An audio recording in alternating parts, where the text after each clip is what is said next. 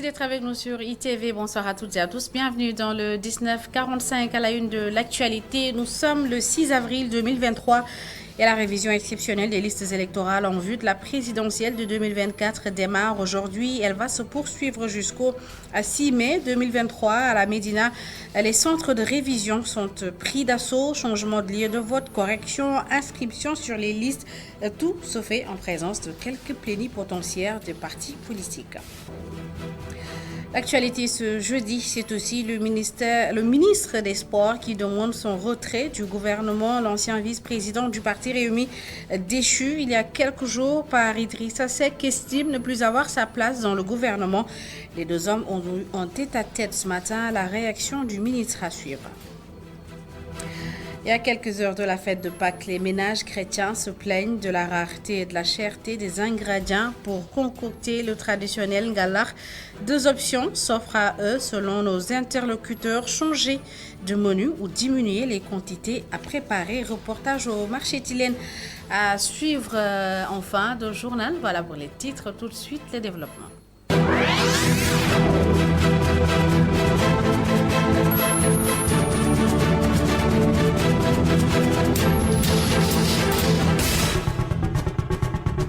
Mais d'abord, le général Mbaye Cissé, chef d'état-major particulier du président de la République est nommé chef d'état-major général des armées. Le nouveau Semga remplace à ce poste le général Cheikh Wade. Je vous le disais tout de suite, après avoir été déchu de son poste de deuxième vice-président du parti Réumi, Yankoba Diatara renonce à son poste de ministre des Sports et demande au président du parti Réumi de le remplacer dans le gouvernement. L'actuel ministre des Sports réitère son engagement et sa loyauté à Idrissa Seck. Les deux hommes se sont entretenus ce matin. Voici la réaction de Yankoba Diatara à sa sortie d'audience. Et aujourd'hui, il a pris la décision de nommer donc, à ma place Dr Abdoulaye Ndoye, qui est un grand frère, qui est un ami. Et je me rappelle, c'est en 2005 que le président Idriss Seck m'a transmis un courrier venant de Saint-Louis, signé Dr Abdoulaye Ndoye, pour s'engager à ses côtés. Et depuis lors, on est ensemble aux côtés du président Idriss Seck pour l'accompagner. Donc il a toutes mes prières et aussi il a tout mon soutien vraiment pour l'accompagner dans sa nouvelle position donc de deuxième vice-président du parti Réumi. De nos échanges également, on a partagé et on est revenu donc sur également une décision que j'ai prise, c'est pour être en cohérence avec la décision politique, c'est de démissionner de mon poste de ministre donc des Sports. Donc je lui ai dit, c'est ça la cohérence, et qu'il pouvait désigner un autre responsable de Réumi pour me remplacer au gouvernement. Il a bien reçu le message et qu'il donnera suite à cela. Donc vous avez pris la décision de démissionner, c'est ça la cohérence. C'est ça. Reparlons du procès en diffamation opposant Mame Mbaye Niang à Ousmane Sonko. Les avocats du leader du PASTEF, Ousmane Sonko, dénoncent des irrégularités, accusent le parquet et la partie civile de vouloir écarter Ousmane Sonko de la course à la présidentielle. Ils étaient face à la presse cet après-midi à Liusso pour le compte-rendu. Après le parquet et la partie civile qui ont interjeté appel, les avocats de la défense contre-attaquent. Selon Maître Massokhna Kane, le procureur et Mame Mbaye Niang ne veulent que rendre inéligible Ousmane Sonko. Ce qu'il veut, c'est clair, il l'a dit. Ce qui l'intéresse, c'est l'inéligibilité de Ousmane Sonko. Il a dit qu'il y a un deuxième round, pour cela. Je vais conclure, parce que la précipitation du procureur prouve simplement qu'il obéit à des ordres. Parce que ce qu'il a fait, ce n'est pas du tout habituel. On n'a jamais vu ça. Constat fait avec la procédure, confie le coordonnateur du pôle d'avocats du leader du PASTEF, Maître Ousseynou Ngom, soupçonne des pressions pour accélérer le dossier. La décision est rendue le 30 mars. Le lendemain, nous sommes informés que des pressions ont été mises au niveau du service du greffe, du préposé à l'appel. La surprise ne s'arrête pas là. Le lundi 3 avril, on reçoit l'information que le jugement est en phase d'être disponible. Le mercredi à 7 h du matin, on m'appelle, le greffe, pour m'informer que le jugement est disponible. Au sortir de l'audience, Mame Mbaye Niang devant la presse s'est dit blanchi par la justice. Maître Massokhna Kane dément. Après le procès, on a vu M. Mame Mbaye Niang sortir du palais de justice en criant victoire. En criant victoire, en disant que la justice l'a blanchi. Tout le monde sait que la justice ne l'a pas blanchi. Parce que ce procès, ce n'était pas un procès pour blanchir quelqu'un, notamment du product. Selon les avocats de Ousmane Sonko, l'objectif du parquet et de Mame Mbaye Niang est de seulement priver Ousmane Sonko de son éligibilité pour la présidentielle de 2024. Ce 6 avril, je vous le disais tout à l'heure, marque le début de la révision exceptionnelle des listes électorales. Elle va durer un mois à la Médina. Le centre de révision de l'INSEP s'est pris d'assaut par les citoyens. Chacun souhaite être en règle pour participer au vote lors de la présidentielle de 2024. Abdourahmane Ly et Seleman Diallo. Institut national supérieur de l'éducation populaire et du sport. Des citoyens viennent s'inscrire sur les listes électorales. Ils viennent au compte-gouttes. À l'entrée, un représentant d'un parti politique nous accueille. Djibril Koulibaly n'est pas le seul à occuper cette fonction. Ces politiques viennent pour orienter les futurs électeurs. Ma mission, c'est d'aider nos militants, inciter les jeunes à venir, aider ceux qui ont des difficultés à pouvoir s'orienter, à pouvoir chercher des certificats de résidence, à pouvoir leur expliquer ceux qui ont des soucis, à comprendre quels sont les papiers à fournir, quelles sont les dispositions à prendre pour pouvoir déposer. Ils votent depuis 1993, excepté les élections législatives et locales du 31 juillet 2022. Ndiouga Sall résidait alors à la Médina, après avoir passé plusieurs années dans les régions. Moi, j'étais venu pour changer de lieu de vote, parce que j'étais inscrit dans les régions, et que pour les élections législatives et les élections locales, je n'ai pas pu voter parce que je n'étais pas inscrit ici au niveau de la Médina. C'est pourquoi j'ai décidé pour la présidentielle de m'inscrire là où je réside le moment. Le vote, un devoir citoyen, ce que les jeunes ont bien compris. Hassan Diop, 19 ans, compte bien faire valoir sa voix lors de l'élection présidentielle de 2024. On a cette chance-là, aussi jeune, de voter, d'avoir le choix pour notre candidat et tout. Surtout que aussi la majorité des manifestants, ceux qui sont saccagés le pays, on n'a même pas les papiers ou même pas fait ce qu'il fallait faire quand il fallait aussi. Je pense bien qu'il faut marquer aussi son pas. Malgré une faible affluence, certains Sénégalais semblent prendre conscience de l'importance de la période de révision des listes électorales qui se déroule du 6 avril au 6 mai. La commission administrative, qui n'a pas souhaité s'exprimer devant la presse, s'investit dans ce processus.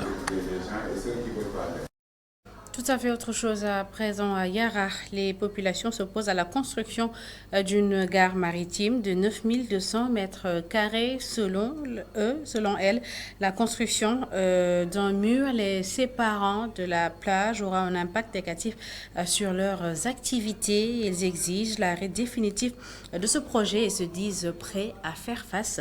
Explication à Aliou et Moussadia.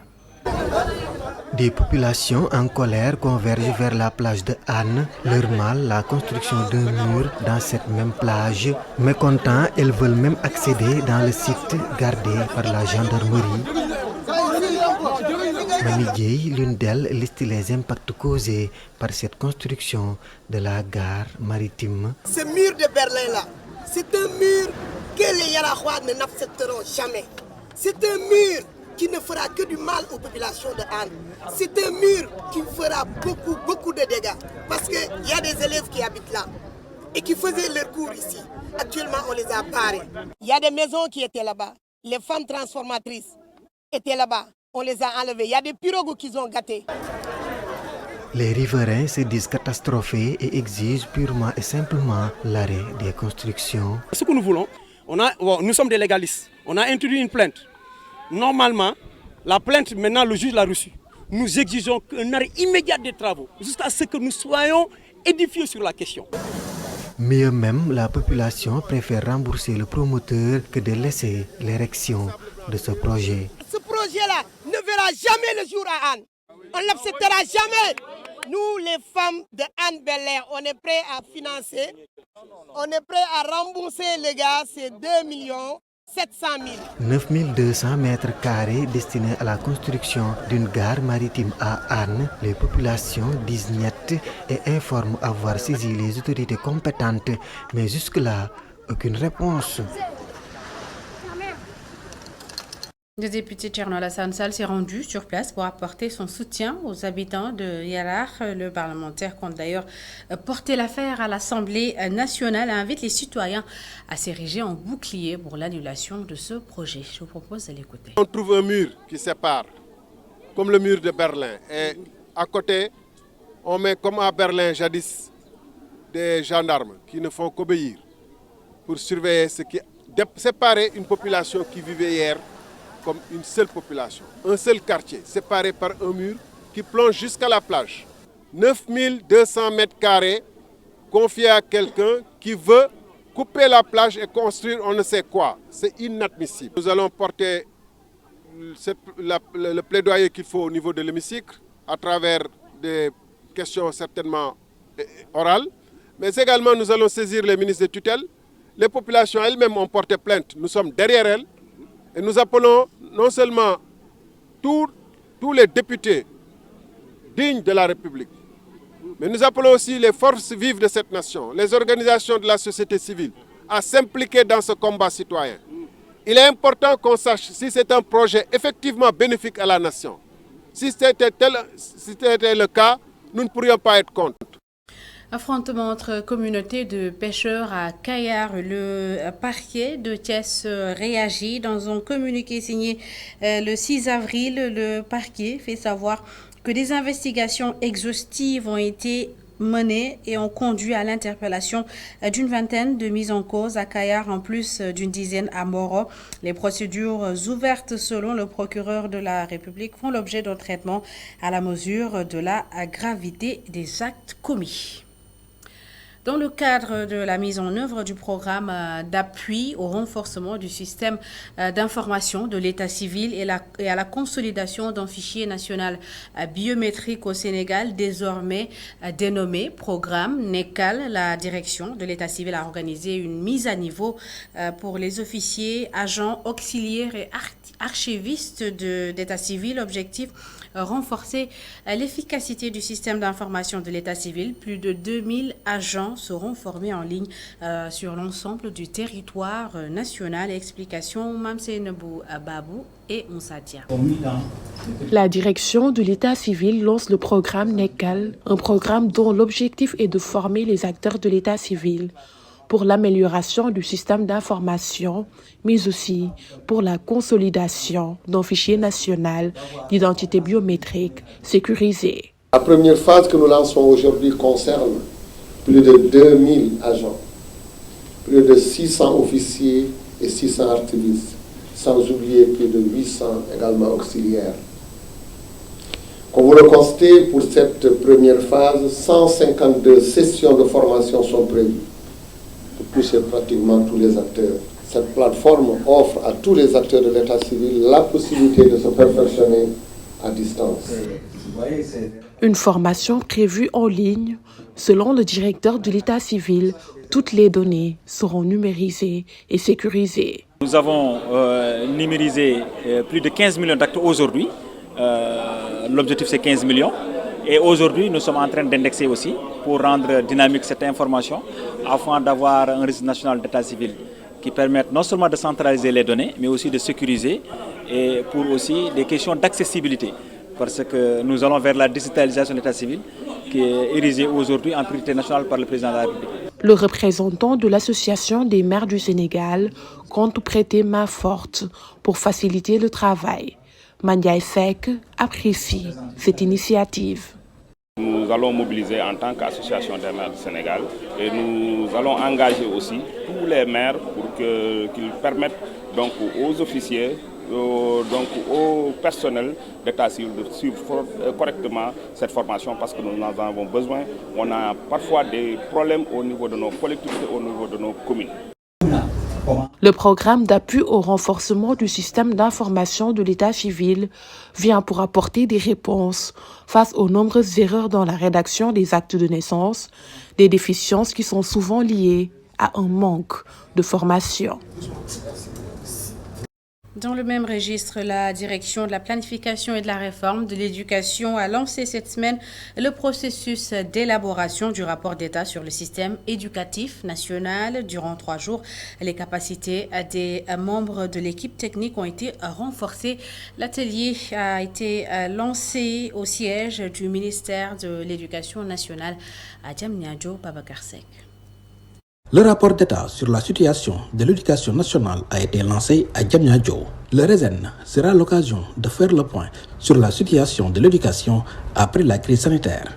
Mais c'est aujourd'hui qu'on a la chance de pouvoir lancer cet exercice systémique sur la base de la démarche scientifique proposée par l'IPE qui nous permettra d'établir ce diagnostic-là, faire la photographie à un moment crucial. Nous sortons de la Covid. Beaucoup de moyens ont été insufflés par les autorités dans le système éducatif pour sauver les années passées et maintenir la résilience du système. Ce sera le moment, à travers ce diagnostic, de voir les financements qui ont été mobilisés et qui ont permis de pouvoir réaliser un certain nombre de programmes. L'UNESCO, à travers l'Institut international de planification, va accompagner le ministère de l'Éducation dans l'élaboration de ce rapport. Dans l'analyse du système éducatif dans son ensemble, donc du préscolaire à l'enseignement supérieur. Et donc c'est un processus d'appui que l'IIPE UNESCO Dakar réalise aujourd'hui. L'objectif c'est finalement d'établir une sorte de photographie à un instant T, donc aujourd'hui, du système éducatif, de l'ensemble du système éducatif. Donc de voir où se situent à la fois les réussites du système, mais aussi les éventuelles difficultés du système pour ensuite, bien sûr, y remédier. Pendant 3 jours, les techniciens de l'éducation vont faire le diagnostic du secteur avec l'implication de tous les acteurs. Mise en place d'un programme de sécurité alimentaire, la délégation générale à l'entrepreneuriat rapide des femmes et des jeunes et la coopération luxembourgeoise signent une convention de 4 millions d'euros, une manière pour la DER de participer à la lutte contre l'insécurité alimentaire. Voici à ce propos Dr Mama Bessey, délégué général, elle est au micro de Katifay et Chertidiane Diouf. À travers ce partenariat, ce nouveau partenariat, d'œuvrer pour la formation d'abord et l'insertion des femmes et des jeunes. Et je souhaite donc réitérer l'importance du soutien des partenaires internationaux tels que le Luxembourg dans la promotion de l'entrepreneuriat chez les femmes et les jeunes du Sénégal. On l'aura compris, l'agriculture joue un rôle important dans l'économie de notre pays. Toutefois, elle peine à satisfaire les besoins alimentaires de ces populations du fait des faibles taux de production et de l'accès aux ressources naturelles et financières qui peuvent être parfois difficiles. Et en effet, on sait qu'une personne sur 6, c'est environ 16% de la population, qui est en situation de crise alimentaire faible, voire modérée. Et c'est près de la moitié, environ 42% de la population, qui s'attire à travers ce partenariat, ce nouveau partenariat, d'œuvrer pour la formation d'abord et l'insertion des femmes et des jeunes. Et je souhaite donc réitérer l'importance du soutien des partenaires internationaux tels que le Luxembourg dans la promotion de l'entrepreneuriat chez les femmes et les jeunes du Sénégal. Yambaké, la municipalité soutient les Dara, les familles vulnérables en cette période de Ramadan et leur a distribué des kits alimentaires. Et selon le maire Galoba, ce geste traduit la volonté du chef de l'État de prendre en charge les préoccupations des populations. Écoutons-le. C'est une activité que la commune de Mbaké a l'habitude d'organiser chaque année en de pareils moments au moment du Ramadan pour d'abord venir en appui au Dara. Mais cette fois-ci, cette manifestation revêt un cachet tout particulier parce que le Fonds de solidarité nationale, à la tête duquel se trouve notre ami le docteur Kaldouba, est venu appuyer la commune d'Ambaké en kit alimentaire. Ce qui a fait que nous avons ciblé non seulement les Dara, en augmentant ce que nous avions connu de faire, mais également nous y avons associé l'église. Le taux a augmenté parce que, plutôt je dirais la quantité a augmenté parce que l'année dernière nous avions donné un sac de riz, 5 kg de sucre et 5 litres d'huile. Cette fois-ci, avec l'appui du Fonds de solidarité, la quantité a augmenté en direction d'abord des Dara, mais également de son église, mais également en direction des couches vulnérables. Nous en avons identifié 5 familles avec l'action sociale et je pense que cela traduit la vision à travers ce qu'on appelle l'équité sociale. C'est faire en sorte que les revenus de l'État puissent servir à toute la communauté, en particulier celle qui est dans une situation difficile ou qui fait face à une certaine vulnérabilité. Nous avions dégagé un budget de 5 millions auquel vient s'ajouter la participation du Fonds de solidarité nationale qui a mis à la disposition de la commune de Mbacké 254 kits alimentaires dont vient de faire état à l'instant le DG. Je pense que c'est un acte hautement salutaire qui vient à son heure et qui donne satisfaction aux populations dans leur globalité.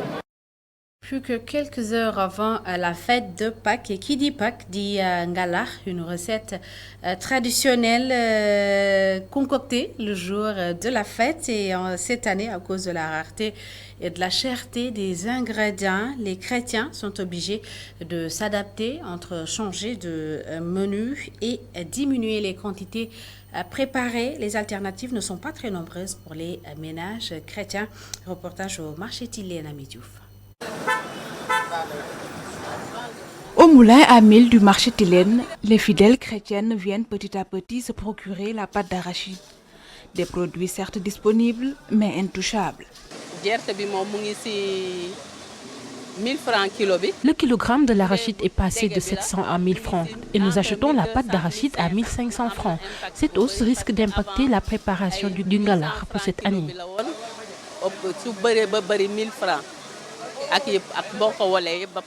Pour satisfaire toutes les familles musulmanes qu'elle a l'habitude de servir, cette dame adopte sa propre stratégie.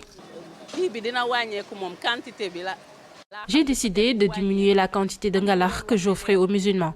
D'autres ont même décidé de ne pas y mettre du sucre et vont demander aux frères musulmans d'y mettre du sucre. Il est de coutume que les musulmans reçoivent le ngala de leurs voisins chrétiens, mais cette femme de confession musulmane compte inverser les rôles. Donc, pour alléger toute situation, vu la cherté des denrées pour leur faciliter la tâche, en tant que musulmane, je vais préparer pour ma famille, mais aussi pour partager avec les familles chrétiennes. Les temps sont vraiment durs. La cherté de ces denrées est approuvée par ce vendeur de pain de singe. Il donne les raisons. Vraiment, ce n'est pas à cause du ngala que les prix ont augmenté. C'est juste que le pain de singe se fait rare maintenant. Le partage du ngala entre chrétiens et musulmans est une tradition de longue date au Sénégal, une pratique pour raffermir les liens et renforcer la cohabitation qui risque de prendre un coup cette année à cause de la conjoncture économique.